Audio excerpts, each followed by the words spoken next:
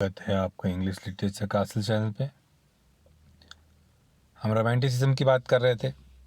हम romantic period neo classical से तो बहुत ज़्यादा अलग है। जी हाँ, जैसे कि हम पहले भी समझ चुके हैं, जो तरीका रोमांटिसिज्म में था, यानी कि इमोशंस को बहुत यूज़ किया गया और आम लोगों की बात करता है। रोमांटिक पीरियड भाषा बहुत सरल है और प्रकृति के बहुत करीब है, जबकि ये सब चीज़ें नियो क्लासिकल में बिल्कुल इसका ऑपोजिट है, बिल्कुल इसके विपरीत बात करी गई है।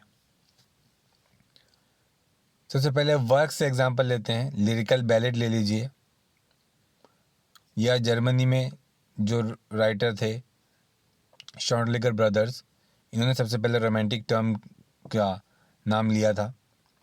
फिर विक्टर ह्यूगो जो फ्रांस में है, और हॉर्थोर, अलेक्जेंडर पो और विटमन यूनाइटेड स्टेट्स के थे। ये सब लोग इस चीज़ के लिए मशहूर हैं, रोमांटिक टर्म के लिए,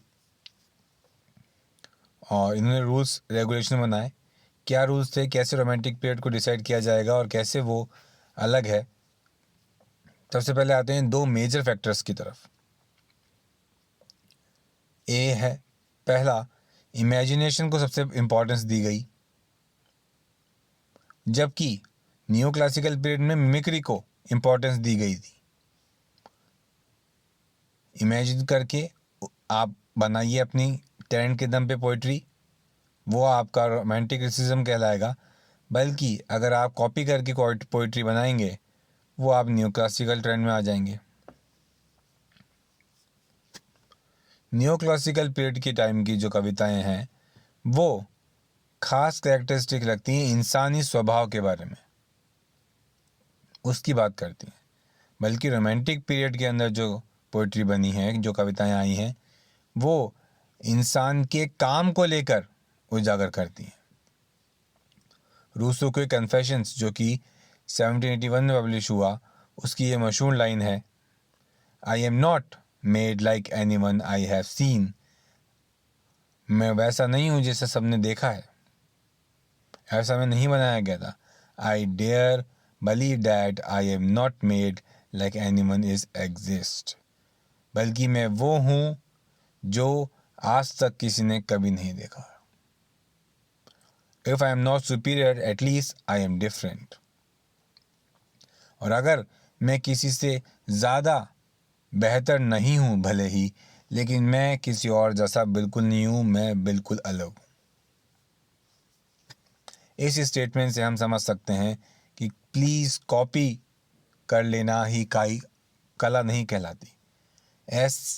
कॉपी कर लेने का या मिमिक कर लेना ही कोई कला नहीं है।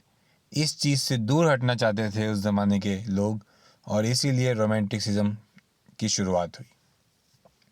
अब बात आती है रोमांटिक हीरो की, जिसके अंदर इंडिविजुअलिज्म भी आया, और वही चीज़ जो हमने अभी एक लाइन पहले पढ़ी कि कुछ अलग, भले ही किसी से ऊंचा ना हो, ज़्यादा बेहतर भले ही ना बने, लेकिन आपकी अपनी खुद की पहचान होनी चाहिए, कुछ आपकी बात होनी चाहिए, कुछ आपकी कमियां होनी चाहिए जो कि हर इंसान में होती हैं।